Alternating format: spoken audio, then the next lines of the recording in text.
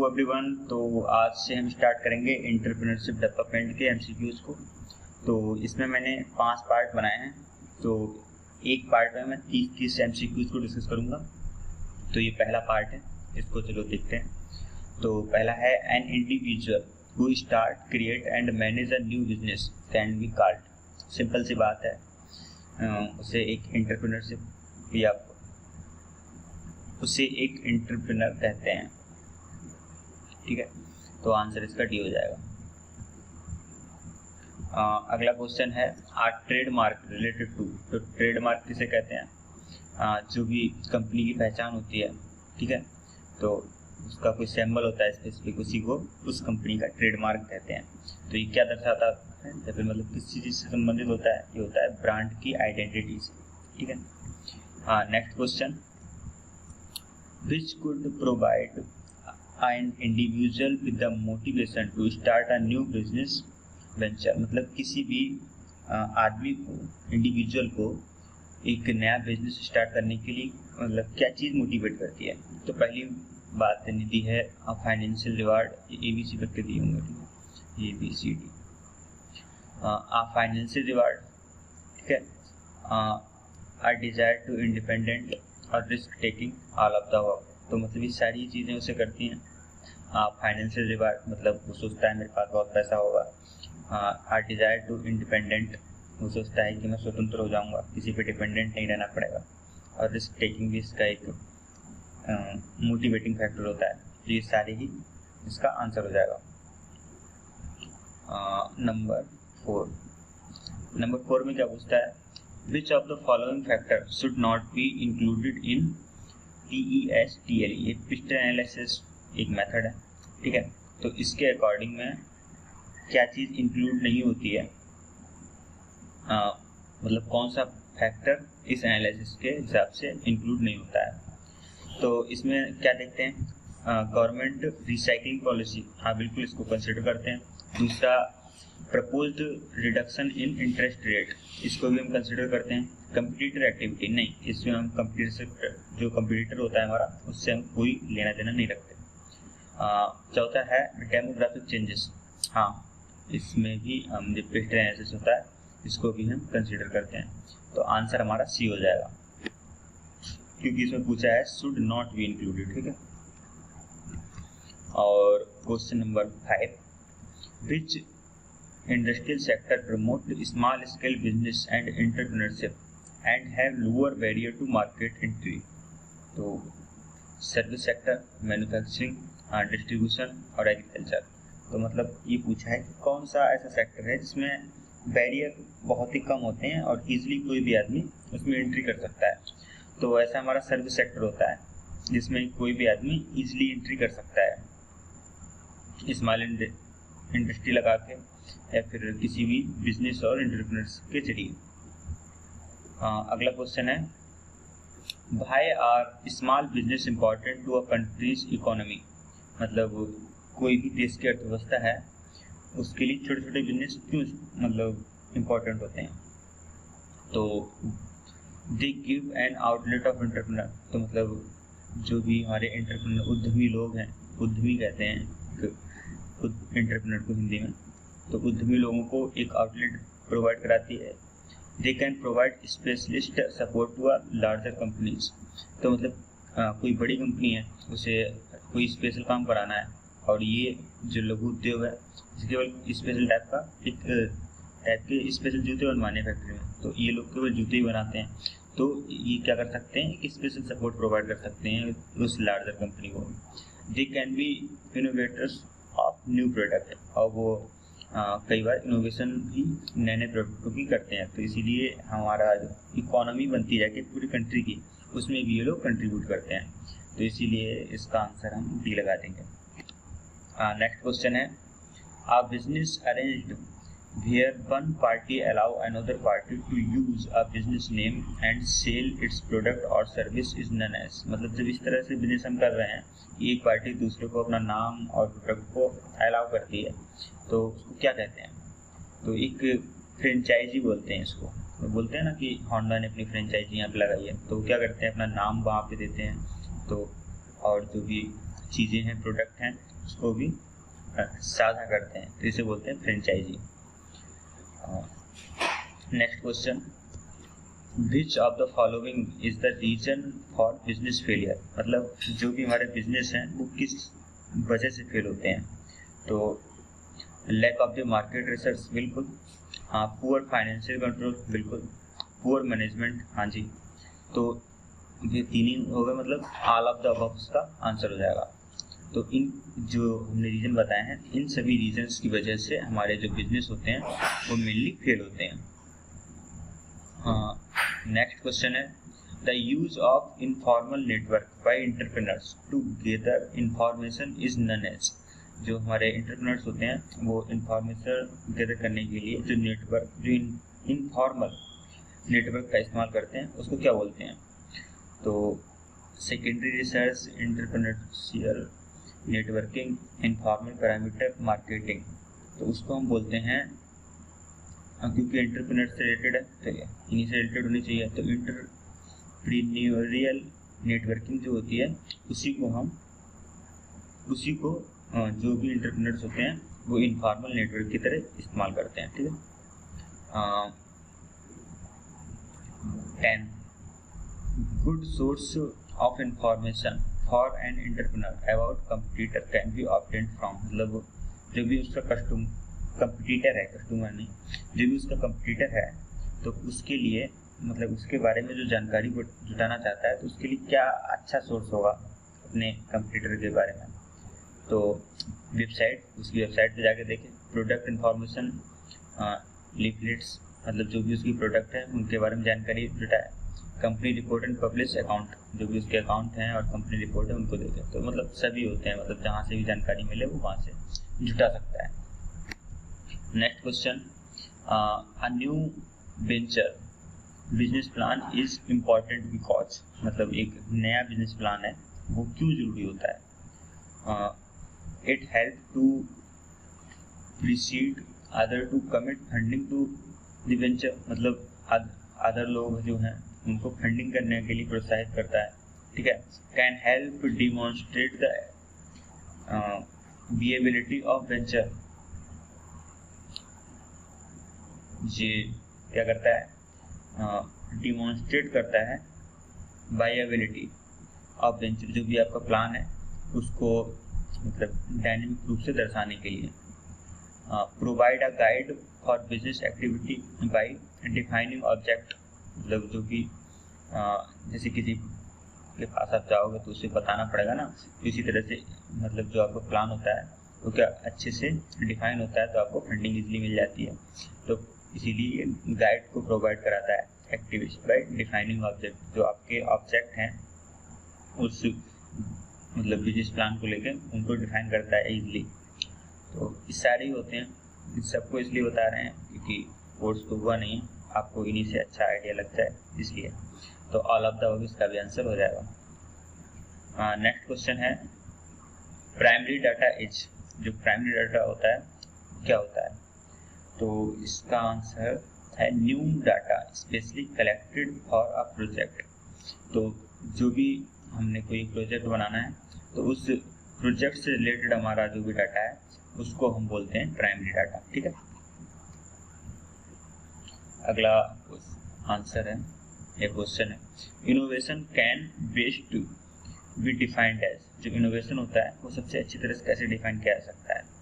तो इसका आंसर हो जाएगा the successful exploitation of new ideas, मतलब जितने भी नए आइडियाज हैं उनको हम सक्सेसफुली उनका दोहन कर सकें, ठीक है, उनका पूरी तरह से फायदा उठा सकें, तो इसे बोलते हैं इनोवेशन कैन बेस्ट, मतलब बेस्ट तरह से इनोवेशन का इस्तेमाल करना। 14 which of these statement best describe the context for entrepreneurship.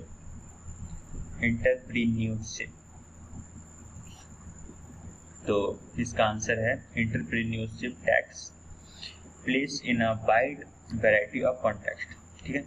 बाकी क्वेश्चंस हैं उन्हें पढ़ लेना, तो इसका आंसर सी है।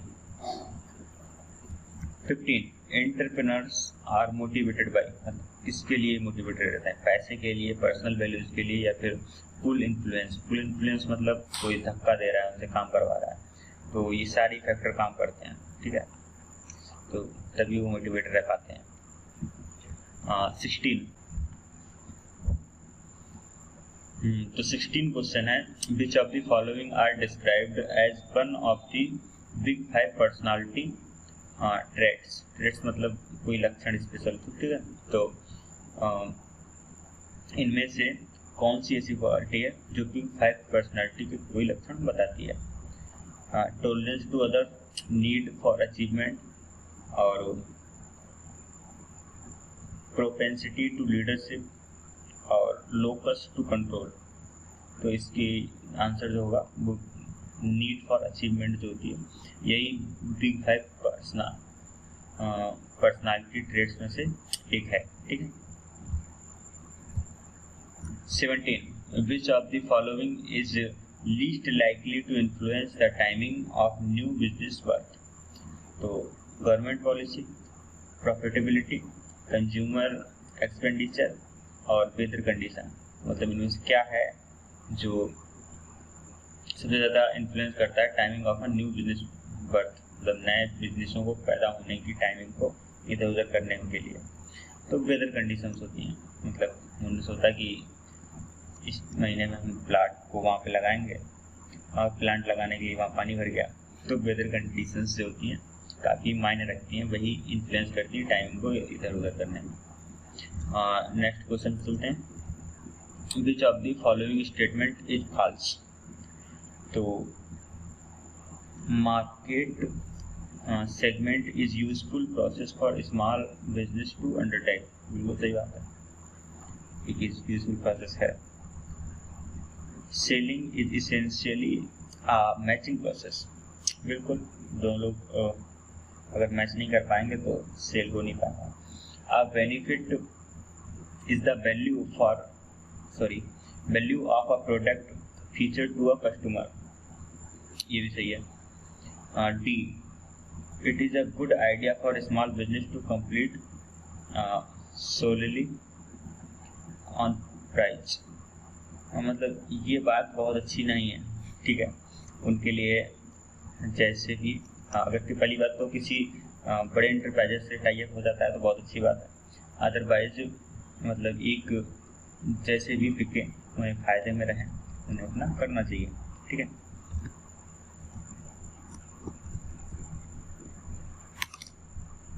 नेक्स्ट क्वेश्चन है, the purpose of all good small business strategy is. तो मतलब इनकी स्ट्रेटेजी जो होती है उसका पर्पज टू इंक्रीज टर्नओवर, और टू इंक्रीज प्रॉफिटेबिलिटी, और टू अचीव कॉम्पिटिटिव एडवांटेज, और टू अचीव स्टेटस ऑब्जेक्टिव्स। मतलब जो भी ऑब्जेक्टिव, जैसे कोई बिजनेस स्टार्ट करते हैं ना तो सोचते हैं कि हम इसलिए बिजनेस स्टार्ट करते हैं, तो उन ऑब्जेक्टिव को पाना यही एक मेन चीज़ होती है। बाकी बहुत ज़्यादा प्रॉफिट बढ़ा लेना या फिर टर्नओवर को बढ़ा लेना ये कोई बहुत ज़्यादा मायने नहीं रखते हैं एक अच्छे बिजनेस के लिए, ठीक है। जिस तरह से ये था ना, it is a good idea for small business to completely solidly, मतलब अकेले केवल प्राइस पे ही अड़ जाना, ठीक है, केवल प्राइस के लिए काम करना, तो ये बहुत अच्छा आइडिया नहीं है। तो यही बात यहाँ फिर से दोहराई गई है कि प्रॉफिट या फिर टर्नओवर पे आपको नहीं जाना है, आपको जो भी ऑब्जेक्टिव है उनको अचीव करने में फोकस करना है। नेक्स्ट है, which of the following is recognised disadvantage of setting up as a startup as compared with other routes to market entry. तो there is a high failure rate. तो बस यही है जिसकी वजह से लोग बहुत डरते हैं, और क्योंकि अगर 100 स्टार्टअप स्टार्ट होते हैं तो उसमें से 95 तो फेल हो जाते हैं बेचारे, और केवल 5 पास होते हैं।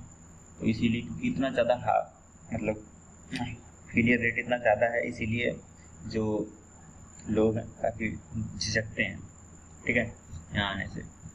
और 21 someone legally appointed to resolve the financial difficulties of an insolvent firm is called, मतलब an administrator, a redactor, an auditor, a turn around consultant। तो एक एडमिनिस्ट्रेटर होता है जो कि जितनी फाइनेंशियल डिफिकल्टीज होती हैं फर्म के अंदर, उसके लिए एक लीगली अपॉइंटेड एक तरह से ऑफिसर होता है, ठीक है। उसी को हम एडमिनिस्ट्रेटर बोलते हैं, जो कि जितनी भी कागजी चीज़ें हैं उनको चलाता है। नेक्स्ट क्वेश्चन, गुड्स और services reach the market place through, मतलब किसकी जरिए जाती हैं? तो मतलब जो हमारा मार्केट प्लेस है उसमें जाती है मार्केटिंग चैनल के थ्रू, ठीक है। और मल्टी लेवल पिरामिड, ये कोई बहुत ज़्यादा काम नहीं करता। मोनोपोलीज, ये भी कोई मतलब नहीं रखता, ठीक है। और मल्टीप्लिकेशन कुछ केसेस में ही होता है। ये सब भी हमारे मार्केटिंग चैनल्स में ही आ जाते हैं, ठीक है। तो जब भी हमारी कोई गुड्स या सर्विस है वो मार्केटिंग चैनल के जरिए हमारी मार्केट प्लेस में जाती है। 23. To provide financial assistance to entrepreneurs, the government has set up a number of, मतलब पैसा देने के लिए जो भी हमारे एंटरप्रेन्योर हैं उनको सरकार ने क्या मतलब बहुत सारे खोल रखे हैं, क्या फाइनेंशियल मतलब बिठा रखे हैं या फिर एडवाइजर बिठा रखे हैं, बहुत सारे बिचौलिए रख रखे हैं, ई स्टेट बना रखे हैं, इंडस्ट्रियल या फिर फाइनेंशियल इंस्टीट्यूशन खोल रखे हैं। सिंपल सी बात है, बैंक जो है फाइनेंशियल इंस्टीट्यूशन वही होते हैं। तो बहुत सारे फाइनेंशियल इंस्टीट्यूशन सरकार ने खोल रखे हैं ताकि एंटरप्रेन्योर्स को पैसा मिल सके, मतलब फंडिंग मिल सके। 24. State industrial corporation engage in the development of, जो भी हमारी स्टेट इंडस्ट्रियल कॉर्पोरेशन है वो कैसे डेवलपमेंट में इंगेज करती है? तो इंडस्ट्रियल स्टेट के डेवलपमेंट में इंगेज करती है। 25. एक ब्लैंक छोड़ रखा है, उसके बाद पूछा है is the first development bank of the country. तो आंसर है IFCI। तो IFCI जो बैंक थी वो हमारी फर्स्ट डेवलपमेंट बैंक थी हमारे देश की। तो डेवलपमेंट बैंक और नॉर्मल बैंक में अंतर मैं सिंपली ये बता देता हूँ कि डेवलपमेंट होती है वो डेवलपमेंट के लिए लोन प्रोवाइड कराती है, ठीक है। IFCI स्टैंड फॉर, अब इसकी फुल फॉर्म भी पूछ रखी है इसलिए मैंने आप नहीं बताई, ठीक है। तो आंसर है इसका A, Industrial Finance Corporation of India, इसी को बोलते हैं IFCI। तो ये हमारी भारत की पहली बैंक थी या फिर फाइनेंशियल इंस्टीट्यूशंस था, जो कि क्या था, एक डेवलपमेंट बैंक थी, ठीक है। IFCI has been converted into a, जो भी हमारी IFCI मतलब जो बैंक है वो किस में कन्वर्टेड हो गई? वो हो गई जॉइंट स्टॉक कंपनी में, ठीक है। और SIDBI was set up as a subsidiary of, मतलब एक सब्सिडरी के तौर पे किसको मतलब सेटअप किया गया था? तो SIDBI को, लेकिन किसकी सब्सिडरी के रूप में? तो इसका आंसर हो जाता है IDBI की, ठीक है। और ये भी एक बैंक ही है। और विच of the following is a function of SIDBI? तो यही है, ये जो सब्सिडरी है IDBI की, उसका मतलब काम क्या है, ठीक है। तो उसका काम है एक्सटेंशन ऑफ सीड कैपिटल, जो हमारे फीस होते हैं उनको एक्सटेंड करे, डिस्काउंटिंग द बिल, जो हमारे बिल हैं उनको डिस्काउंट करे, ठीक है। प्रोवाइडिंग फैक्टरिंग सर्विस, जो हमारे फैक्टर सर्विस हैं उनको प्रोवाइड कराने की, ठीक है। तो ये सारे काम SIDBI को दिए गए थे। लास्ट क्वेश्चन है, SFC इज प्रोहिबिटेड। अगर इन बैंकों के बारे में अगर आपको जाना डिटेल करनी तो गूगल से एक बार अच्छे सर्च कर लीजिए, आपको एक अच्छा सा आइडिया मिल जाएगा कौन सी डेवलपमेंट बैंक स्टार्ट की गई थी, कब कब स्टार्ट की गई थी, क्या वर्क था उनका, ठीक है। हाँ, तो SFC is prohibited from granting financial assistant to any company whose aggregate paid आपको कैपिटल एक्सटीड, मतलब इससे ज़्यादा अगर पेडअप करने को है कैपिटल तो उसके लिए रोक देंगे, मतलब कोई फाइनेंशियल असिस्टेंट नहीं देंगे। SFC के ये रूल है। तो वो कौन सी कैपिटल है, तो वो है 1 करोड़। 1 करोड़ से ज़्यादा अगर आपने मतलब पैसा नहीं दिया, उनका भी है उधार, तो वो नहीं देंगे, ये इनका रूल है। हाँ, तो 30 क्वेश्चन हो गए हैं, तो अभी के लिए इतना ही रखते हैं। बाकी जो है वो मैं नेक्स्ट MCQ बनाऊंगा, तो उसमें आप देख सकते हैं। धन्यवाद।